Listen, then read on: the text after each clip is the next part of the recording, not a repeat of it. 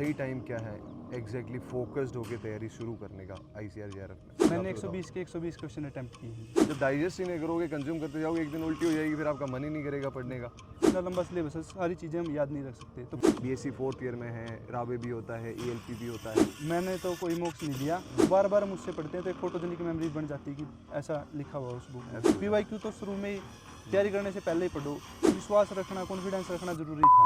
ICR PG 2025 का आपके पास answer की आ चुकी है स्टूडेंट्स के पास, और काफ़ी स्टूडेंट्स में ये जानने को बहुत ज़्यादा उत्सुक है कि भैया आपको क्या क्या स्ट्रेटजीज़ थी इस बार के टॉपर्स की।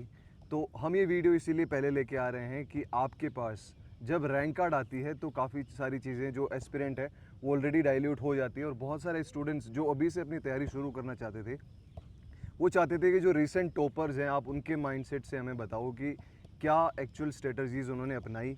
तो उसी सीरीज़ में आज हम हैं चौधरी चरण Singh, Haryana agriculture university CCS HAU, और यहाँ हम मिल रहे हैं नितिन भाई से।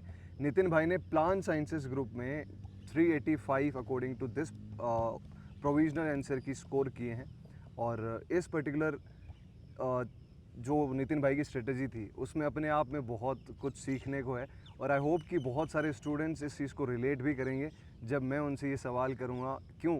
इसका मैं रीज़न बताता हूँ। क्योंकि ना इन्होंने अपने नोट्स बनाए, ना इन्होंने कभी मॉक्स दिए, ना ही इन्होंने कोई ऐसी स्ट्रेटजी अपनाई कि भैया मेरे नेगेटिव ज़्यादा हो जाएंगे, क्योंकि इनके अटैम्प्ट थे 120 में से 120।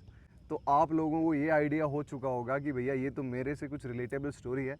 तो स्वागत है नितिन, थोड़ा सा अपना बेसिक इंट्रो दे दो अपने ऑडियंस को कि आप कहाँ से हैं, क्या कर रहे हैं अभी, और आपके एग्जैक्टली कितने नंबर आए। ओके जी, आने के लिए, हमारे पास आने के लिए आपका बहुत बहुत धन्यवाद। मेरा नाम नितिन है, मैं भी BSc फाइनल ईयर का स्टूडेंट हूँ। अभी मैंने पास किया है BSc एग्रीकल्चर, और मैं रहने वाला गांव कोतकला है, हिसार में, हरियाणा का। ओके, तो सारे ऑडियंस में आपको ये बता दूं कि नितिन भाई कोई सिर्फ और सिर्फ पढ़ाकू तो ऑब्वियसली तभी टॉपर स्टॉक में है, बट ही इज़ ऑलराउंडर। आप चाहे स्पोर्ट्स ले लो, चाहे ग्रुप एक्टिविटीज़ ले लो, कम्युनिकेशन ले लो, और अभी बहुत कुछ HAU में हुआ भी है, उसमें भी जो भाई का ऑलराउंड परफॉर्मेंस है। एवरीबडी जो एक ऑडियंस को चाहिए कि भैया हर एक चीज़ में परफेक्ट हो और पढ़ाई साथ में चलती रहे, तो वो आप इस स्टोरी से सीख सकते हैं। सबसे पहले नितिन भाई, आपने कितने क्वेश्चंस अटेम्प्ट करे आप अपनी हिसाब से मैंने बताओ। 120 के 120 क्वेश्चन अटैम्प्ट किए हैं जी। तो क्या सोच के आपने 120 के 120 करे? देखिए जी, इसकी जो कट ऑफ जाती है 400 के पास, जब सेफ रहते हैं हम कि हमें बेस्ट इंस्टीट्यूट मिल जाएगा, तो उसी हिसाब से सोच के मैंने कि यदि 1/4 हम 1-2 भी एलिमिनेट कर पाते हैं ऑप्शन, तो ये चांसेस ज़्यादा रहते हैं कि ज़्यादा अटैम्प्ट करोगे तो ज़्यादा स्कोर बन पाएगा। एब्सोल्युटली, और आप कम अटेम्प्ट करते हो तो ऑलरेडी आप लोअर स्कोर साइड में चले जाते हो, और ये अच्छा अटेम्प्ट करना एक हमेशा टॉपर्स का स्ट्रेटजी रहती है कि जिसने पढ़ा है वो अच्छे से अटेम्प्ट करेगा ही। हाँ। तो नितिन भाई, आपने कब सोचा कि मुझे प्लांट साइंसेस से तैयारी करनी है? क्योंकि जैसे हमने सुना कि ये सिर्फ प्लांट साइंसेस ग्रुप में एक्स्ट्रा ऑर्डिनरी नहीं है, एग्रीकल्चर के जितने भी सब्जेक्ट्स हैं उनमें हर एक में इंटरेस्ट रखते हैं। और आपने कब सोचा, क्या ये आपका फेवरेट सब्जेक्ट था? और दूसरा क्वेश्चन, कब आपने सोचा कि मुझे प्लांट साइंसेस से करना है? देखिए जी, फेवरेट तो मेरे कई सब्जेक्ट और भी हैं। मेरा फेवरेट सब्जेक्ट है एग्रीकल्चर इकोनॉमिक्स। अच्छा, हाँ। तो वो आपने चूज़ क्यों नहीं किया? वो मैंने चूज़, बस ये एक इंस्टेंस था कि मैंने पिछली बार जब ये हुआ था तो मैंने 3rd ईयर में इसको अटेम्प्ट किया था पेपर अच्छा, को। हाँ हाँ। तो उससे मेरे को अच्छा लगा कि ये भी ठीक है, क्योंकि इंटरेस्ट सब में बराबर, ऐसा नहीं है कि कम ज़्यादा इंटरेस्ट है। वो थोड़ी इंक्लिनेशन 12वीं में मैं जैसे नॉन मेडिकल से था तो उस वजह से एग्रीकल्चर इकोनॉमिक्स की तरफ थी। अच्छा, लेकिन फिर ये सब्जेक्ट भी आते आते 4 साल में काफ़ी इंटरेस्टिंग बन चुका था। पिछली बार जब मैंने ये पेपर हुआ आपने था, 3rd ईयर में प्लांट साइंसेस ग्रुप से दिया? हाँ, ओके। तब मैंने भी ट्राई किया था देखने के लिए कैसा है, क्योंकि मेरी क्लास के सभी स्टूडेंट दे रहे थे कुछ, ओके। तो मैंने देख के उन्हें मैंने भी दिया फिर ये। हाँ। तभी से मैंने ये सोचा कि हाँ ये तो ठीक है, तभी से मैंने तैयारी शुरू कर दी थी। अच्छा, 3rd ईयर जब आपने पेपर दिया उसके बाद, हाँ। तो पिछली बार आपके कितने नंबर आए थे? पिछली बार मेरे नंबर आए थे 298। 298, it is also good number, लगभग 300 नंबर। और इस बार आपने जंप मारा है ऑल इन अराउंड 87 नंबर का। तो ये काफ़ी ज़रूरी होता है एक्चुअली कि आप पहले बार आपने अगर पेपर दे दिया तो आपको एक आइडिया मिल जाता है। और बच्चों में बता दूं कि जैसे मैं हमेशा बोलता हूं कि PYQs ICR एग्ज़ाम्स का ब्लूप्रिंट होता है, और इसका बेस्ट एग्जांपल नितिन ने उठाया कि इन्होंने PYQs से लेके क्या क्या स्ट्रेटजीज अपनाई। आप खुद इनसे सुनिए कि आपकी प्रिपरेशन में सबसे पहले आपने कहाँ से शुरू किया और वो कितना हेल्प किया आपको। जब पिछली बार ये एंट्रेंस टेस्ट हुआ था तभी मैंने दे के आए थे, उसके एक हफ्ते बाद ही मैंने सभी प्रीवियस ईयर इकट्ठे कर लिए थे जितने मेरे को मिले थे। ठीक है। सबसे पहले तैयारी शुरू करने से पहले ही मैंने सभी प्रीवियस ईयर को पढ़ा एक बार। कुछ आते थे, कुछ नहीं आते थे क्वेश्चन, लेकिन एक थोड़ा पता चल गया कि क्या कहाँ से क्वेश्चन आते हैं, कैसा पेपर आता है।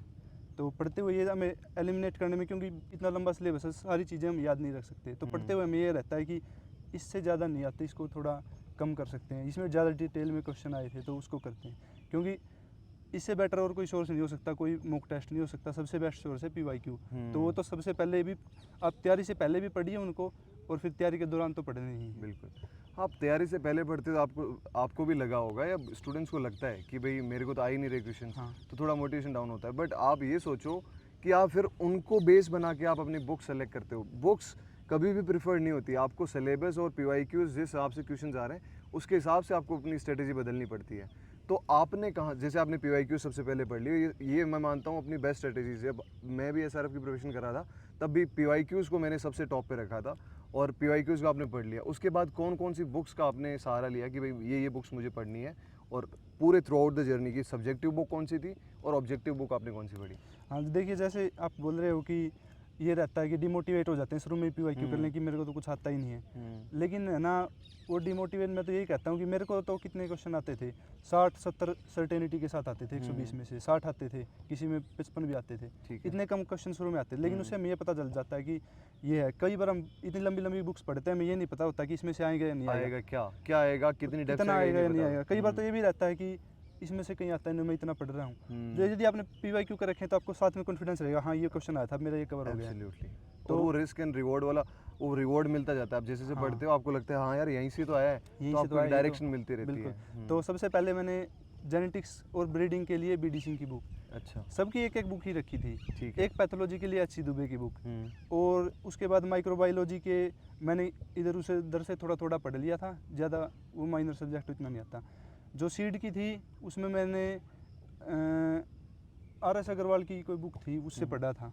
अच्छा। हाँ, तो ठीक है। इतना ज़्यादा मैं बुक्स पर ज़्यादा नहीं था कि बुक का नाम मेरे को कमी याद रहता है, बुक के अंदर की चीज़ें बुक की चीज़ें याद काफ़ी यादें रह जाती हैं। यार वो भी है। देखो आप, बहुत सारे बच्चे होते हैं ना कि 10-10 बुक की लिस्ट लेके फिरते हैं, और ये बहुत बहुत अच्छी बात है कि स्टूडेंट्स को ये रिलेटेबिलिटी मिल रही है कि भैया बुक्स ज़्यादा मैटर नहीं कर रही है। आपको जो आपने PYQs देख लिया, आपने सिलेबस देख लिया, उसके अकॉर्डिंग आप अपनी तैयारी करो यार। क्यों इतने लिस्ट और इन सब की चीज़ें के पीछे भाग रहे हो? तो आपने जब BD सिंह पढ़ी या आपने सारी चीज़ें पढ़ी, तो आपकी ये भी तो एक खूबी है कि आपने नोट्स नहीं बनाए। हाँ तो जी। नोट्स कैसे मैनेज कर रहे थे आप? नोट्स देखिए, मैं एक तरह से टेक्निकली नोट्स बना रहा था साथ के साथ। जब भी मैं बुक पढ़ता था कि ऐसा तो नहीं है कि पढ़ते ही सब कुछ समझ में आ जाता है, बुक से पढ़ना बहुत मुश्किल होता है। तभी बच्चे कोचिंग लेते हैं कि एक टीचर पढ़ाता है तो ज़्यादा समझ में आता है, बुक से नहीं समझ में आता। तो उस चीज़ का मैं ये करता था कि जितना बुक में समझ में आ गया। कुछ टॉपिक नहीं समझ में आ जाते थे, खिचड़ी बन जाती थी, तो मैं क्या करता था, फिर उस टॉपिक को कहीं सर भी गूगल पे भी सर्च किया मैंने, उससे कोई रिलायबल सा PDF मिल गया, यूट्यूब पे कोई बढ़िया वीडियो मिल गई तो वो देख ली मैंने। अच्छा। तो उससे ही फिर वो सारे के सारे, जहाँ से जो चीज़ मेरे को ऐसा समझ में आ गई कि ये चीज़ ऐसी है, तो उस बुक ही में लिख देता था मैं। सिर्फ एक बुक रहती थी जैसे जेनेटिक्स की, एक ब्रीडिंग की, उस बुक में ही लिखता रहता था। इतनी कोने में जगह है, मार्जिन है, सब उस पे ही चलता रहता था। तो एक तरह से वो कंपाइल्ड है, सब कुछ एक जगह ही नोट। हाँ एग्जैक्टली, वो कंपाइल्ड भी रहता है और आपको फिर 10 चीज़ें नहीं उठा के देखनी पड़ती कि मैंने कहाँ कौन सी चीज़ इंपॉर्टेंट लिखी है। आप एक बुक में ही ये सारा चीज़ें कर सकते हो। तो जब आप ये सारी चीज़ें, कुछ आपको नहीं समझ में आता था, तो आप कौन कौन से सोर्सेज, जैसे ऑनलाइन सोर्सेज की हेल्प वगैरह लेते थे? ऑनलाइन की तो देखिए मैं कम ही हेल्प लेता था। वैसे कोई भी अच्छे टीचर की मेरे को वीडियो मिल जाती थी तो मैं देख लेता था, क्योंकि टाइम है ना बहुत ज़्यादा लगता है मेरे को ऑनलाइन देखने में, और कई बार इतना ज़्यादा समझ में आता नहीं है। हाँ एब्सोल्युटली, आप बार बार पढ़ते हो कि सीनियर से पूछ लिया तो वो चीज़ बेटर समझ में भी आ जाती है। हाँ, कोई नहीं। तो और जैसे आपने, जब आप कर रहे थे सारी चीज़ें, तो उस समय आपने ये जब सोच रहे थे कि भैया मुझे नोट्स नहीं बनाने हैं, तो लास्ट में ये तो लगा होगा कि भाई मेरे को मॉक तो देना है एटलीस्ट, मॉक टेस्ट। सारे बच्चे मॉक्स के पीछे पागल हुए रहते हैं लास्ट में, लास्ट के 3 महीने में, सर मॉक्स ही है, मॉक्स ही है, मॉक्स ही है। नहीं जी, मैंने तो कोई मॉक्स नहीं दिया। हाँ। वैसे एक तरह से टेक्निकली मेरे को कभी टाइम भी नहीं लगा मॉक्स देने का, क्योंकि देखो इतना लंबा सिलेबस है प्लांट साइंसिस का, 2 तो मोटी मोटी BD सिंह की बुक ही है। अच्छा। फिर और भी माइनर सब्जेक्ट 4 और हैं, और किसी सब्जेक्ट में इतना सिलेबस नहीं है। अच्छा। जितना लेंथी BD इसका है, प्लांट साइंसिस का। तो मॉक की बजाय मैं क्या करता था कि जब भी मेरे को ऐसा करता था, मॉक देने का मन करता था, PYQ ही खत्म नहीं होते थे, इतने क्वेश्चन है PYQ के। 2019 से तो जब ये पैटर्न आ रहा है सेम पैटर्न से क्वेश्चन है, उससे पहले के भी 2005 से एक बुक है वो आती PYQ उसमें सारे, तो वही काफ़ी है, मॉक से ज़्यादा ही क्वेश्चन हो जाते हैं। और वो एक और सर्टेनिटी उन क्वेश्चन में कि ऐसे आएंगे ही। हाँ एग्जैक्टली। मॉक में हमें ये नहीं पता होता कि ये पेपर के लेवल का मॉक है या फिर कुछ ज़्यादा ही मुश्किल बन जाता है तो डिमोटिवेट हो जाते हैं, लेकिन वो तो सर्टेनिटी है, ऐसे पेपर्स आते हैं। एब्सोल्युटली हाँ। मॉक्स आखिरकार आप मॉक्स देते क्यों? आप इस रीज़न को समझो। आप मॉक्स देते हो नेगेटिव्स को अवॉइड करने के लिए, और आप ये देखते हो कि मैंने जो पढ़ा है उसमें से कितना आ रहा है, ये यही चेक करते हो।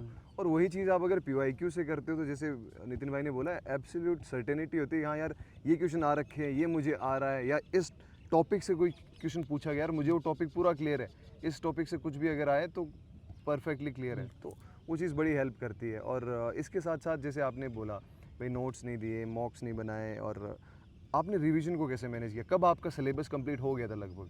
मेरा सिलेबस अप्रैल में ख़त्म हो गया था पूरा।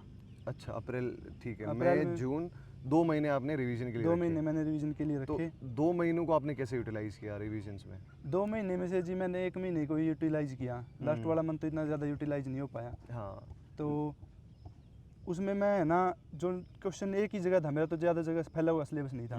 मैं उस BD सिंह को ही पढ़ता था, एक उस चैप्टर, एक उस बुक से, एक उस बुक से, एक उस बुक से, एक पैथोलॉजी का चैप्टर कर लिया डेली, एक ब्रीडिंग का, एक जेनेटिक्स का। अच्छा हाँ, तो मेरे को एक और चीज़ है रिवीजन में, एक चीज़ बहुत ज़्यादा इंपॉर्टेंट है। यदि हम हर बार रिवीजन में डुप्लीकेशन है हमारा, ये चीज़ नोट्स में भी लिखा हुआ है, बुक्स में भी लिखा हुआ है, और भी कहीं से पढ़ रखा सही हमने, बात है। तो वो चीज़ें इतनी याद नहीं रहती। यदि हमारा सर्टेनिटी के साथ एक जगह ही लिखी हुई है वह चीज़, तो बार बार हम उससे पढ़ते हैं तो एक फोटोजेनिक मेमोरी बन जाती है कि ऐसा लिखा हुआ है उस बुक में। एब्सोल्युटली हाँ। तो एक सिंगल सोर्स रखा तो उसमें रिवीजन बहुत जल्दी हो जाता था, तो ये- महीने में ही मैंने रिवीजन पूरा कर दिया था।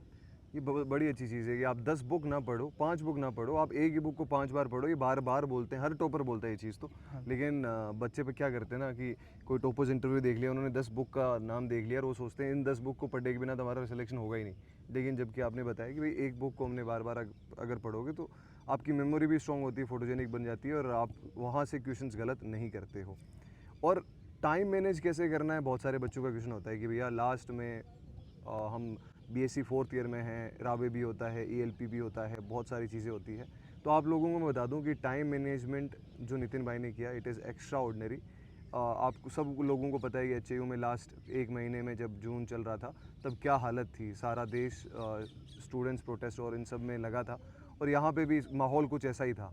इस माहौल में से निकल के, इस माहौल में रह के, निकल के नहीं, I am sorry for that word, माहौल में रह के, because he was actively into the students participation. And जो आप लगता है ना कि टॉपर्स अलग निकल जाते हैं, ऐसा कुछ नहीं होता। टॉपर्स भी होते हैं जो साथ में खड़े होते हैं स्टूडेंट्स के साथ, और इसका परफेक्ट एग्जांपल है उन्होंने उस टाइम पीरियड में आपने टाइम कैसे मैनेज किया नितिन भाई? उस समय देखो, मैंने ना टाइमली सिलेबस ख़त्म करके एक रिवीजन मैंने पहले कर ली थी।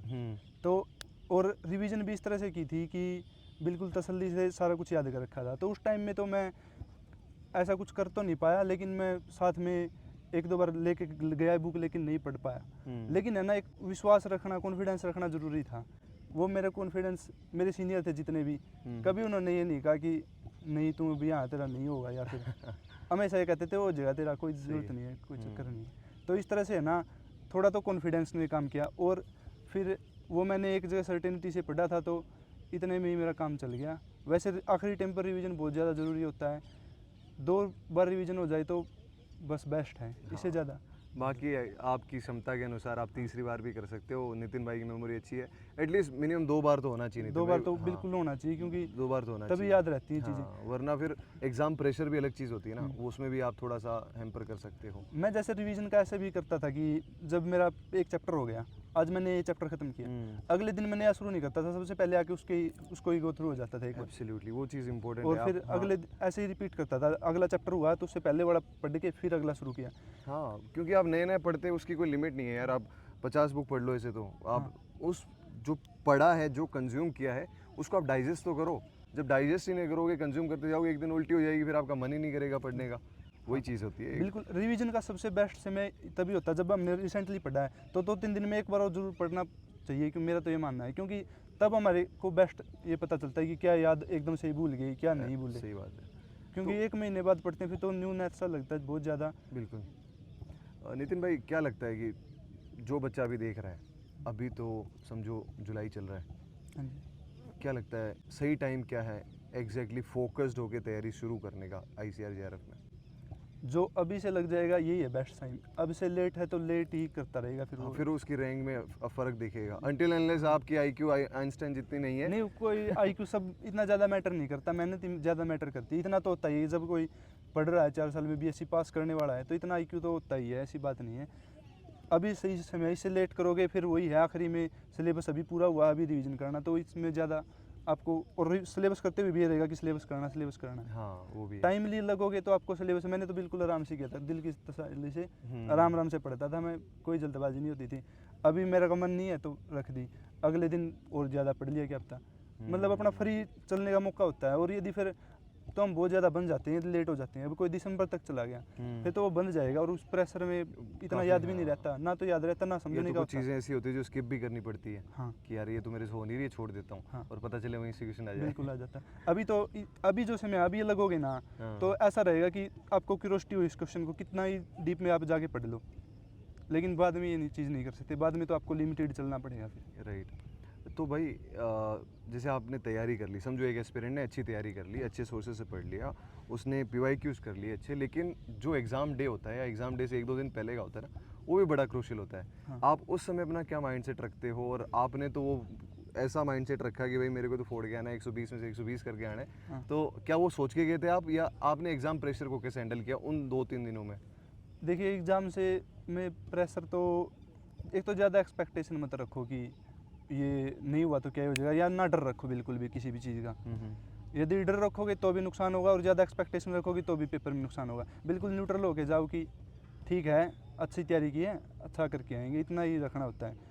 तो ना तो मैं ज़्यादा खुश था ना वो ज़्यादा था, ना ये मेरा पहले प्लान था कि 120 के 120 करके आऊँगा। जब पेपर में कर रहा था तभी बन गया मूड कि कर देते हैं 120। बहुत सारे क्वेश्चन ऐसे हो जाते थे हाँ। कि 2 एलिमिनेट हो गए ऑप्शन, फिर तो 100% ही मेरे को ये पहले ये सोच रखी थी। लेकिन यदि एलिमिनेट मेरा 1-2 ऑप्शन भी हो गया ना, तो उन 2 में तो ज़रूर मैं कोई ना कोई अटैम्प्ट लूँगा उनमें से। अच्छा, हाँ, नहीं वो चीज़ इंपॉर्टेंट भी, क्योंकि 4 + 4 नंबर है, -1 है, तो आप 5 में से 1 करते हो तब भी आपके पास 0, कोई खास नुकसान खास नहीं है नुकसान आपको। नहीं है। तो चीज़ होनी भी चाहिए। NTA ने ये चीज़ अगर सैलरी दे रखी है तो इस चीज़ का फ़ायदा भी उठाना चाहिए। तो नितिन भाई, ऑन द लाइटर नोट, आप जो बच्चे अभी देख रहे हैं उनको क्या समरी देना चाहते हो, जो प्लांट साइंस से अपनी तैयारी शुरू करना चाहते हैं, कि भाई सार क्या है आपकी प्रिपरेशन जर्नी का? क्या बताना चाहते हो भाई, ये चीज़ अगर रखोगे तो बढ़िया रैंक भी आ जाएगी, अच्छे इंस्टीट्यूट चले जाओगे, क्या लगता है? एक तो जी टाइमली तैयारी करना, और टाइमली तैयारी कर ली बच्चे ने, ठीक है। ठीक है, दूसरी चीज़ तैयारी करते हुए मल्टीपल सोर्सेज की बजाय एक जगह ही, नहीं मैं ऐसे नहीं कहता कि बिल्कुल मल्टीपल पढ़ो ही ना, जैसे मेरे को एक टॉपिक समझ में आया, मल्टीपल जगह से पढ़ो, लेकिन ज़्यादा ऐसे अलग से कॉपी में लिख रखा फिर उसी बुक में लिख लो, इतनी ज़्यादा चीज़ें नहीं होती मल्टीपल। सही बात है। दूसरी चीज़ ये, सोर्सेज आपको डिफाइन करके रखना है, ठीक है। ठीक है। तीसरा कंसिस्टेंसी, लगातार करते रहना है, क्योंकि बीच में गैप आते हैं तो फिर ना तो वो फ्लो बनता ना कुछ याद। और एक PYQs का आपने जैसे PYQ तो शुरू में ही तैयारी करने से पहले ही पढ़ो, बेशक से कुछ ना आए उनमें से, लेकिन बहुत ज़्यादा आइडिया मिल जाता है पढ़ते हुए, आपको किक मिलती रहती है कि हाँ ये इससे आ रहा है क्वेश्चन ये। तो इस तरह से PYQ शुरू में भी करो और बाद में भी मॉक करो, यदि जिसको मतलब, वैसे तो बेनिफिशियल ही होते हैं मॉक भी करो, लेकिन PYQ तो बिल्कुल मत छोड़ो, वो तो साथ साथ करते रहो। एब्सोल्युटली। तो आई होप कि लगभग सारी चीज़ें कवर हो गई होंगी। ऑलमोस्ट सारे बच्चों को ये खबर मिल चुकी होगी भाई कैसे तैयारी करनी है, किन चीज़ों का ध्यान रखना है, क्या गलतियां करते हैं बच्चे, उन चीज़ों से कैसे सीखते हैं। और ये एक ट्रू ऑनेस्ट स्टोरी है एक ऐसे स्टूडेंट की जिसने सब कुछ ऑलराउंड डेवलप करके, बिना सारे कुछ जो एक मिथ बना हुआ है कि इतने मॉक्स देने चाहिए, ये बुक्स पढ़नी चाहिए, ये करना चाहिए, वो करना चाहिए, नोट्स बनाना चाहिए, इन सारे मिथ्स को ब्रेक किया है। और that is why we are covering this story coming from IRI new Delhi to CCS HAU। और हमें ये बहुत एक्साइट कर रही थी कि भाई ठीक है, मतलब ऐसा भी कुछ है, तो that is why we are covering this. और आई होप कि सारे बच्चों को एक अच्छा नोटिस मिला भी होगा। और अगर इसके बाद भी अगर बहुत सारी क्यूरीज रह जाती है बच्चों की, टाइम कुछ भी हो सकता है, तो उसके लिए वो कमेंट सेक्शन में लिखेंगे। और कमेंट सेक्शन में आई विल रिक्वेस्ट नितिन भाई कि वो भी उन कमेंट सेक्शन में रिप्लाई करें बच्चों का। और we will also share his journey, जैसे आपने बताया। और आपके पास और कोई क्यूरीज है तो कमेंट सेक्शन में लिखो। और जो लोग IRI वाला पे पहली बार आए हैं तो फटाफट ऐसे ही टॉपर्स टॉक चलती रहेगी, सब्सक्राइब करो। और जो प्लांट साइंसेस आपके बैचमेट्स और जूनियर्स तैयारी शुरू करना चाह रहे हैं उनको ये शेयर करो। थैंक यू नितिन भाई, थैंक यू आपका सो बहुत मच। बहुत धन्यवाद बच्चों तक ये चीज़ें पहुंचाने के लिए, बच्चों मैसेज। के लिए ये चीज़ें ज़्यादा इंपॉर्टेंट है यार, बिल्कुल। बिकॉज आपको कोई भी कह देगा आप 10 बुक पढ़ लो, ये कर लो, वो कर लो, लेकिन ऐसे टॉपर्स आपको कम मिलेंगे जो आपको बोलेंगे भाई तू रिलैक्स कर, तू 2 बुक पढ़ लेकिन अच्छे से पढ़, तू मॉक्स मत दे, लेकिन जो तेरे को करना है वो जो तू कर रहा है वो फोकस्ड होके कर। बिल्कुल। ये चीज़ें बहुत कम मिलेगी, और अगर ये चीज़ें मिल गई हैं तो वही फिर आपको कोई रोक नहीं सकता। और इसीलिए we were very excited and we are now very excited to share this among you. I hope कि आप इसको बहुत सारा प्यार देंगे। Thank you so much, thank you Nitin भाई once again, thank thank you. You. Paris हो गया भाई।